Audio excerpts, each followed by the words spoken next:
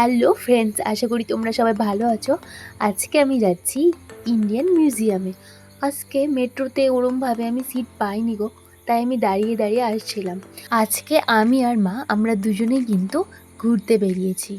তুই বলতে কি জানো, আজকে অনেক জেদ করে আমি মায়ের সাথে কিন্তু ইন্ডিয়ান মিউজিয়ামে আমার আসা।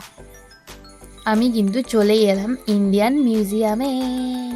একদিকে মা টিকিট কাটছে আর একদিকে আমি ভিডিও করতে ব্যস্ত। কেন বলো তো?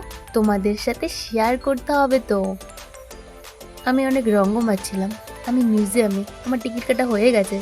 না, অবশেষে কিন্তু চোরের মতো আমি ভিতরে চুপি চুপি চুপি চুপি করে কিন্তু ভিডিও করছিলাম। দেখলেই কিন্তু মহাবিপদ।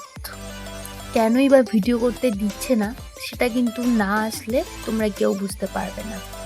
তাই তোমরা কিন্তু সময় করে অবশ্যই চলে আসো। এই ভিডিওটা করতে গিয়ে আমার মা হুট করে আমার পিছনে চলে আসে। আমি আবার মাকে নিলাম না, আমি আমার মতন ঢং মারতে শুরু করলাম। মিউজিয়াম মানে তো তোমরা জানোই, সত্যি সেই প্রাচীনকালের কত কি জিনিস, কত কিছু। সত্যি এখানে এসে সেই ইতিহাস যুগে চলে যাওয়া। মানে কিন্তু প্রাচীন যুগের মমিও রয়েছে। ভিডিও করা অসম্ভব, তাই আমার নিজের ভিডিও করলাম। যারা যারা আমার ভিডিওটা কোচবিহার থেকে দেখছো, তারা কিন্তু অবশ্যই এই মাঠটার সাথে আমাদের কোচবিহারের মাঠের একটু মিল পাবে।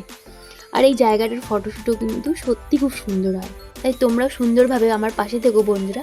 টাটা, দেখা হচ্ছে পরের ভিডিওতে।